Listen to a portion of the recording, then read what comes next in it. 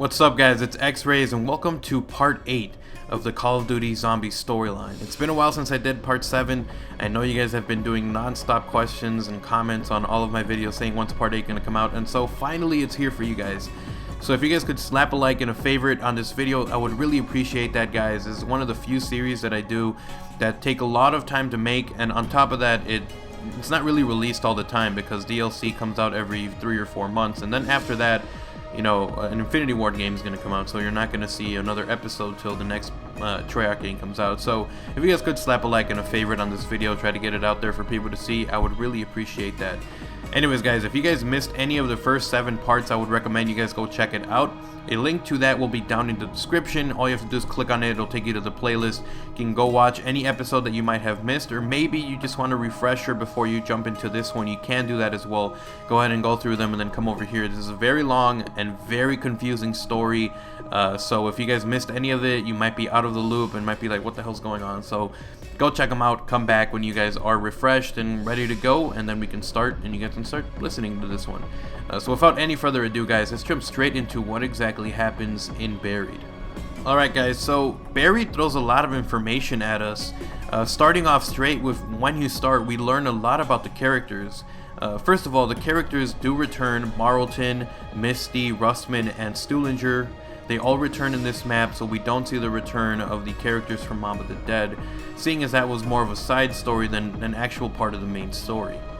So one of the first things that we do learn about Buried is the fact that it actually takes place after Die Rise. It shows off in the quick cutscene that they went from town to Die Rise and then ended up in Buried. So Buried is actually the continuation. There is no kind of time loop. There is a certain time loop going on in the actual storyline, but we'll get more into that into a little bit. But the actual events take place after Die Rise, so there is no going back in time to the past or going forward. It's all pretty much consistent and linear with the storyline. So anyways, we learn a little bit more about Rustman. As we all know, Rustman is an older gentleman. He's a little on the crazy side, and a lot of people thought he was like homeless or a hobo or, you know, some kind of weird character. But then we learn in the beginning of the cinematic for Buried that Rustman was actually an agent for a corporation known as Broken Arrow. I did some research on Broken Arrow and found out that Broken Arrow is a term that is used for an accidental nuclear fallout. So if you guys don't know what an accidental nuclear fallout is, it's kind of like if you go to like a nuclear plant and it has a meltdown and it blows up and there's radiation everywhere.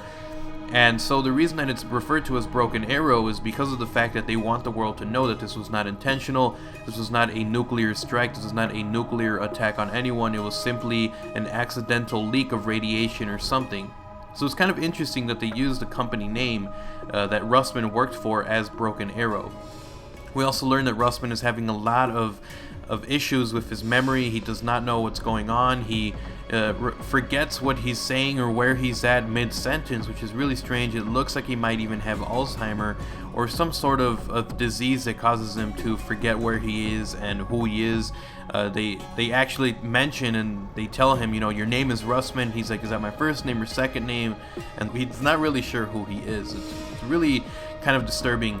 We also learned that the 4 characters met up in the town. As it turns out, Rustman was driving the bus that we see along with Stuhlinger, Samuel, and they meet up in the town, and that's where they basically join up and kind of become this crew that they start fighting off. Another thing that we learned throughout the gameplay, you know, as you're playing Buried, there was always a theory going around that Stuhlinger was eating zombies, and it's the reason that he could communicate with Richtofen. So as you're playing Buried, you can also hear quotes of Samuel saying, you know, stuff to zombies like, you smell a whole lot better when you're heated and stuff like that, basically alluding to the fact that he did indeed eat zombies, and it's the reason that he's able to communicate with Richtofen, since the zombies are directly getting, you know, basically the power from Richtofen. Anyways guys, so there's a few other things that I want to cover about Buried before we continue on as to what exactly happens in continuation with the storyline with Dr. Maxis and Richtofen. And there's a few little bit of information that we learn about in Buried. So first of all, there is this weird ghost that's at this mansion, and although there is no official storyline for what exactly happened, it can be assumed that she was a grieving widow, and she passed away, or she died after her husband died, possibly shortly after the events of her husband dying. So what happens is, if someone dies while they have something, any kind of attachment to this world, then they end up becoming a ghost. So that's the whole, theory behind ghosts and stuff. Oh, they have some kind of attachment that they have left behind, and that's the reason that they can't move on to, the afterlife, or whatever you want to call it. So we have this crazy widow. She goes around and she takes the money of the players. Whenever you go into the house, she bumps into you, she takes the money, and obviously from the clothes you can see that she is a grieving widow. And on top of that, there's a couple of little Easter egg things that you can do that kind of show you the fact that she also was a piano player. Another person that we meet in Buried is the giant, or the big guy as they refer to him. There's no official name. There is also no official storyline as to how the big guy got there in the beginning, or how it happened in the first place. All we do know is that the big guy is scared of zombies, unless he's drinking booze or eating candy. Then he is generally afraid, and he's the one who actually locked himself into the cell. This is kind of funny. When we first start playing the map, it feels like maybe he was locked in by someone and they ended up turning into a zombie. But in all actuality, he is so scared of the zombies that he actually locks himself into the actual jail cell so that they can't reach him. So there is no official kind of storyline as to how he got there, or if he has any kind of tie to the actual story. But it's, he's an interesting character, not something that you're probably going to see in the future, but he's something that popped up, and I thought that maybe you guys might want to learn a little bit about. We do learn though that Buried takes place in Africa. You can see them walking through the desert, you can see them by the pyramids, and we learn that they're trying to get to the Rift. And for you guys that don't know what the Rift is, I'm going to talk about it really quickly. The Rift is the crack in the earth that happens. As we all know, Maxis released the rockets that hit the earth, and it completely shattered it apart. There's a lot of theories going around, like on Moon Area 51. Is it on Earth? There's a lot of different theories. But the point is that the Earth was cracked into multiple pieces, and there's these rifts that kind of get to the center of the Earth, and it's, everything's really broken apart. So they end up going to the Rift because the communication to finish up the 3 towers, depending on if you're doing the Richtofen side of the story or Maxis side of the story, then that you have to come to this area to finish generating power to the last tower in order to either Richtofen to have complete control, or for Maxis to try to gain control back.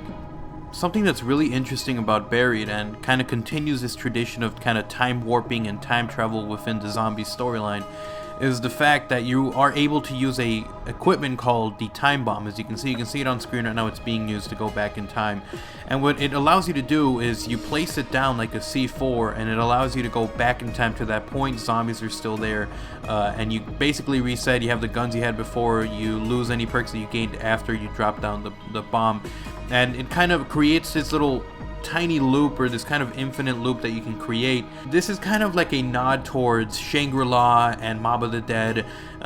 Basically all of these maps kind of make this reference to the fact that, time is ever changing. You're able to change the loop. You're kind of able to go back in time and try again, or, try different tactics out.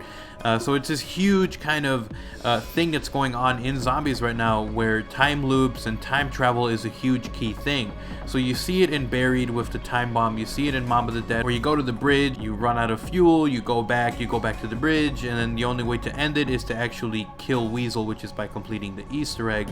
And again, same thing with Shangri-La and even Die Rise, where you see it in the opening cutscene where they die and then Richtofen brings them back. So it looks like time travel is a huge part, and I would not be surprised if we see it again, maybe in the next game or the game after. Anyways, guys, I hope you guys enjoyed this episode of the zombie storyline. This is a really, really long story. Buried had a ton of information that needed to be covered, so I'm gonna actually be breaking this apart into 2 different episodes. Part 8 and Part 9. I hope you guys enjoyed Part 8. In the next part, we're going to cover what happens if you follow Max's side of the story, and what happens when you follow Richtofen. So there's a really interesting stuff that goes on there. I hope you guys enjoyed this episode of the zombie storyline. Remember, if you did enjoy, to slap a like and a favorite on here, as well as leave a comment and go check out the other episodes if you haven't seen them already. Anyways, guys, hope you guys enjoyed this episode. I am already hard at work on episode 9, so you might see this a lot sooner. Possibly in a week we'll see the next episode, episode 9, which is, I know, the one that you guys are all super excited for, because it kind of branches off the story into 2 different linear worlds. Again, you know how I mentioned that time is a huge thing. You know, time is a stream, and you're able to break off from the main timeline and kind of branch off into its own reality. And it's basically what we're going to be seeing in the next part, episode 9. I hope you guys enjoyed this episode, and I'll see you guys next time. If you guys are new to my channel and you guys want to subscribe, you guys can. My YouTube channel is youtube.com/OGXrays. Go stop by my channel and subscribe. And I hope you guys enjoyed this episode. I am X-Rays. I'm out. Peace.